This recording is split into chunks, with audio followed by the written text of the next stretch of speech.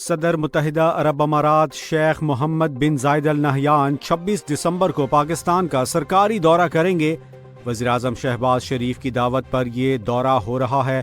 دورے کے دوران صدر UAE اعلیٰ سطح وفد کے ہمراہ اسلام آباد پہنچیں گے اور دو طرفہ تعلقات، تجارت، سرمایہ کاری، توانائی اور ترقی سمیت مختلف شعبوں میں تعاون پر تبادلہ خیال کریں گے۔ ملاقات میں علاقائی اور عالمی امور پر بھی بات ہوگی۔ حکومت نے 27 دسمبر کو عام تعطیل کا اعلان کر دیا ہے۔ یہ دورہ پاکستان اور UAE کے درینہ برادرانہ تعلقات کو مزید مضبوط بنانے میں اہم ثابت ہوگا۔ مشیر نجکاری محمد علی کے مطابق قومی ایئر لائن PIA کو نئے مالکان اگلے سال اپریل سے چلائیں گے۔ نجکاری کا معاہدہ ملکیت کی منتقلی کے بجائے ایئر لائن میں تازہ سرمایہ کاری کے لیے بنایا گیا ہے۔ حکومت تقریباً 10 ارب روپے نقد حاصل کرے گی اور 45 ارب روپے مالیت کے 25% حصص برقرار رکھے گی۔ مشیر نجکاری نے روز ویلٹ ہوٹل اور دیگر پراپرٹی کی فروخت کے الزامات بھی مسترد کر دیے۔ پاکستان تحریک انصاف کے سابق رہنماؤں نے وزیراعظم شہباز شریف سے مطالبہ کیا ہے کہ مذاکرات سے پہلے کوٹ لکھپت جیل میں قید پارٹی کی سینئر قیادت کو پے رول پر رہا کیا جائے۔ نیشنل ڈائیلاگ کمیٹی کے اراکین عمران اسماعیل، فواد چودھری اور محمود مولوی نے خط میں لکھا کہ مذاکرات تب کامیاب ہوں گے جب اعتماد سازی کے اقدامات کیے جائیں۔ رہائی سے PTI قیادت مذاکرات میں مؤثر کردار ادا کر سکے گی۔ لاہور ہائی کورٹ بار ایسوسی ایشن نے پراپرٹی اونرشپ ایکٹ معطل کرنے کے عدالتی حکم کا خیر مقدم کیا ہے۔ بار کے مطابق پنجاب حکومت کا قانونی خصوص ٹولے کو نوازنے کی کوشش تھی اور وزیر اعلیٰ پنجاب کا بیان ناقابل برداشت ہے۔ وکلاء نے عدالت کے فیصلے کی مکمل حمایت کا اظہار کیا اور حکومت سے مطالبہ کیا کہ ایکٹ فوری طور پر واپس لیا جائے۔ وزیراعظم شہباز شریف نے مظفر آباد میں طلباء کے لیپ ٹاپ تقسیم کرنے کی ایک تقریب سے خطاب کرتے ہوئے کہا کہ افواج پاکستان نے بھارت کو وہ سبق سکھایا جو وہ کبھی نہیں بھولیں گے۔ انہوں نے مئی کی جنگ میں آزاد کشمیر کے لوگوں کی دعاؤں اور مقبوضہ کشمیر میں قربانیوں کا ذکر کرتے ہوئے کہا کہ وہ وقت جلد آئے گا جب کشمیر بنے گا پاکستان اور مقبوضہ کشمیر آزاد ہوگا۔ وزیر اعظم نے طلباء کو دیے جانے والے لیپ ٹاپ کی محض مشین نہیں بلکہ ویژن قرار دیا اور کہا کہ یہ ہمیشہ میرٹ پر دیے گئے، کوئی سفارش شامل نہیں۔ انہوں نے نوجوانوں سے محنت کر کے پاکستان کو عظیم بنانے کی اپیل کی۔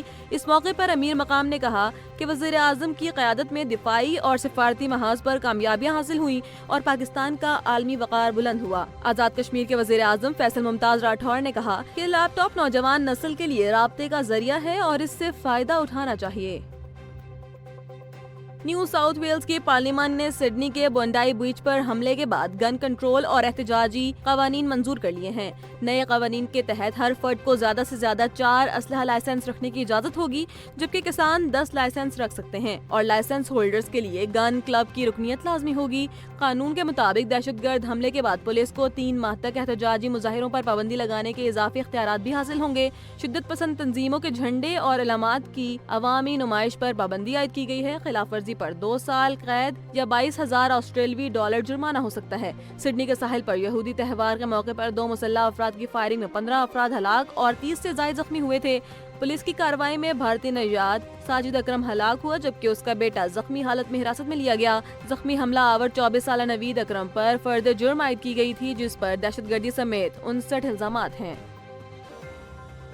وزیر اعلیٰ خیبر پختونخوا سہیل آفریدی نے بانی PTI کی ہدایت پر اسٹریٹ موومنٹ کی تیاری شروع کرنے کا اعلان کیا ہے۔ تقریب سے خطاب کرتے ہوئے انہوں نے کہا کہ آئین ہر شہری کو پرامن احتجاج کا حق دیتا ہے، ہر صورت استعمال کیا جائے گا۔ سہیل آفریدی نے مزید کہا کہ جدوجہد ہمیشہ آئین اور قانون کے دائرے میں رہ کر کی گئی ہے اور نوجوان ملک دشمن بیانیے اور منفی پروپیگنڈے سے ہوشیار رہیں۔ پاکستان تحریک انصاف کے رہنما اون عباسی پبی نے کہا کہ PTI کے کسی بھی رہنما کو مذاکرات کرنے کی اجازت نہیں، یہ اختیار صرف محمود اچکزئی کو حاصل ہے۔ انہوں نے میڈیا سے گفتگو کرتے ہوئے بتایا کہ بانی PTI نے محمود اچکزئی اور علامہ ناصر عباس کو مذاکرات کا مکمل اختیار دیا ہے۔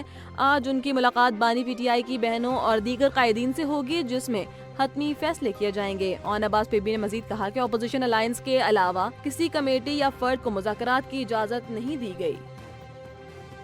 صدر مملکت آصف علی زرداری نے کربلا میں روزہ حضرت امام حسین اور حضرت عباس ابن علی پر حاضری دی، فاتحہ خوانی اور نوافل ادا کیے اور امت مسلمہ کے امن، اتحاد اور سلامتی کے لیے دعا کی۔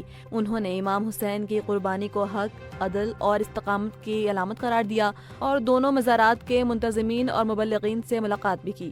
گورنر کربلا ڈاکٹر نصیف جاسم الخطابی بھی ان کے ہمراہ تھے۔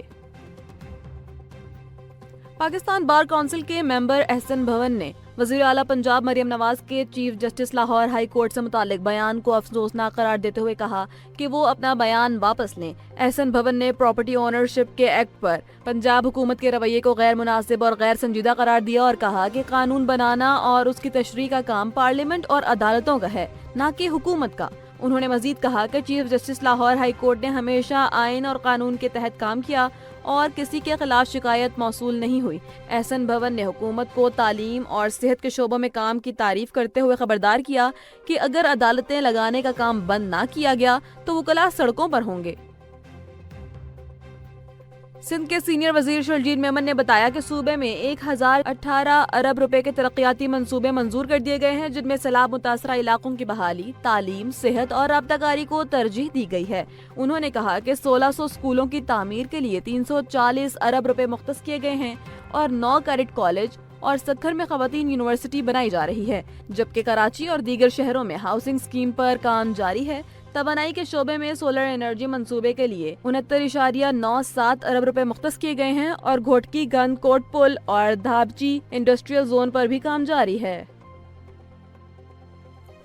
پاکستان تحریک انصاف کے رہنما اسد قیصر نے کہا ہے کہ بانی پی ٹی آئی اور پوری جماعت کو محمود اجکزئی پر مکمل اعتماد ہے۔